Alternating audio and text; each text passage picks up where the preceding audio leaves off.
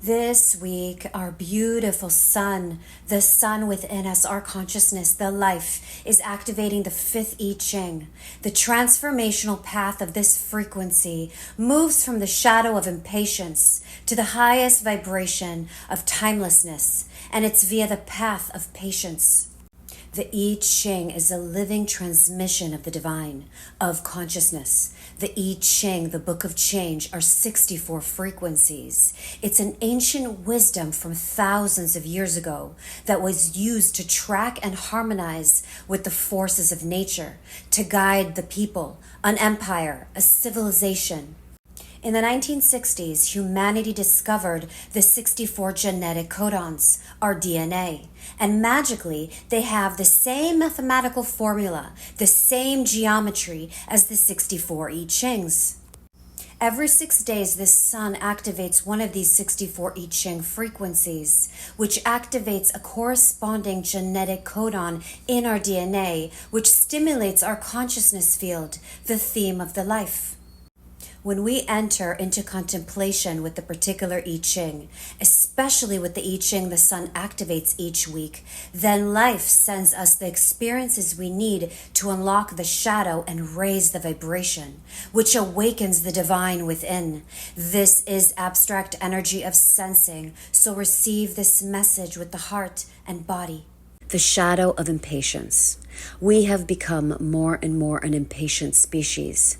Part of it's due to the pace of the life. Technology has us moving everything fast. Pretty much anything is available with the click of a finger. There's not much that we have to wait for these days. If you go to a culture that is more primitive or simple, then you have the opportunity for a deep realization of your impatience. Let's look at meals, for example. When we are hungry, we generally just eat, and a lot of the time, we even eat when we're not hungry. In simple cultures, often people eat once a day, so you have a lot more time in your day. People have more time to sit around and be and do nothing. Not that they're lazy, but their rhythm is different. The drive to earn money really changes a culture. I'm not saying one is good or bad, but we can learn from each other. Generally, the more time you have to pause and look around you, the more you have appreciation to life, and the kinder you are. Kindness is linked to patience. Impatience is linked to intolerance, which is the shadow of the fourth I Ching, the frequency before the fifth shadow of impatience. And if you look at the sixth I Ching, that's the shadow of conflict. They're all linked together. Impatience is sandwiched in between intolerance and conflict. Some speak of impatience as a good thing, a kind of pride. They may be confusing impatience with enthusiasm. Enthusiasm is a positive energy with innocence in it, a sense of freedom. But the moment impatience creeps in, the energy drops down in vibration. Imagine creating with someone that is filled with enthusiasm. That's a fun partner. Now imagine creating with someone who is impatient. Not so much fun. So impatience has a drop in vibration. It puts tension and nervousness in the air, uncomfortable energy to be around. Impatience also ensures that whatever you're attempting to create will neither go smoothly or will be fulfilling. In fact, it will most likely fail, and that's because the timing and rhythm will be off. It will deliver stress. The programming partner of the fifth I Ching is the 35th I Ching, which is the shadow of hunger. This hunger is not just physical, it's emotional and intellectual hunger. In any situation when you find that you're impatient, it's asking you to surrender, which is the dilemma of the fifth I Ching. Impatience teaches us patience, and you get there with surrender. You just need to let go and realize that you are mad, that your mind has gone mad, and life will flow in the way it wishes to flow. If you fight it or try to force it, you're only creating problems and illnesses for yourself. So look at the life. Look at how deep your impatience is. How much do you let it run the life? Do you feel the joy of surrender? Your awareness and patience will ultimately help you to let go and surrender to your core, to your inner truth, so you can breathe again with depth. And then magically the life will be simple again on its own. The fifth gift, the way to alchemize the shadow and raise the vibration, patience. There are two types of patience, surface patience and deep patience. Surface patience is a start, a technique, which is all about learning to wait. You witness your own impatience, then you stop the action that came from impatience, and you simply wait. The impatience sensations usually continue beneath the surface, so you still feel unease, tension, and anxious.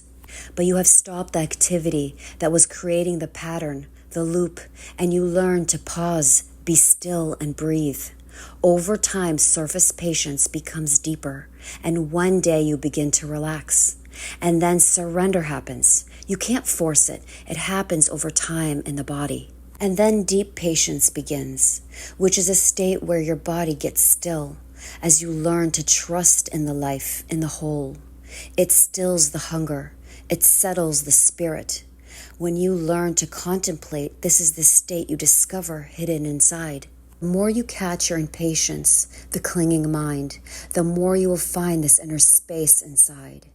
It will open you up from within, and you will find that you could just sit and relax for hours. The other thing about patience, it is the underlying foundation of love. Patience is the way in which all the shadows get transformed into the gift vibrations.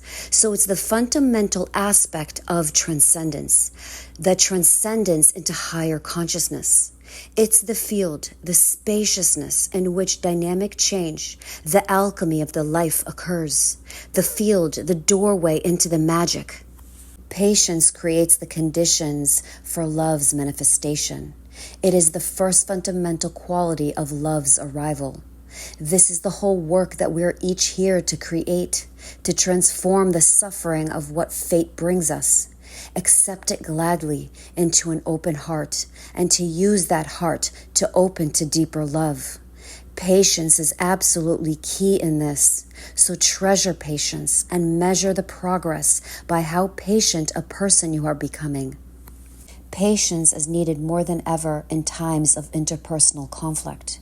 You have to continue to treat the other with respect, forgiveness, and patience, and then you leave the rest up to the divine and universal flow. The most you can do is love someone and send them good thoughts and feelings, and then trust that destiny will shape the correct course and divine timing. Some relationship difficulties take time, even lifetimes. But if you have cultivated deep patience, this isn't going to matter to you. You will accept people as they are, and that is what naturally arises as your pure heart opens, which is the art of returning non-love with love, which is the same as the great art of patience. The fifth city, the highest vibration, timelessness. On a spiritual path, patience rules supreme. Not one quality besides love, but then patience is the foundation for love. In the Tao Te Ching, a well-known verse, the quality of a true sage. Sages seek what no one else seeks. They study what no one else studies. They turn to what others pass by. To help all things remain natural, they dare not act. Consciously or unconsciously, we are a product of our past thoughts, our beliefs, and our past acts. And our future is being formed in the present moment. And this is why the mystics have always pointed us to the present, to the timelessness. When we begin to see through the veil of time, then all our taboos begin to crack, and the biggest of them all is death. We will see all our incarnations in the now, the present moment, the eternal now. I empower you this week to create space, get to higher awareness, notice your thoughts, feel all the sensations fully that come up in your body this week. Shine the light of awareness to your impatience. Try letting go and letting things be. Feel the sensations fully in your body. Breathe into it. Breathe all the way down to your belly. Be blessed.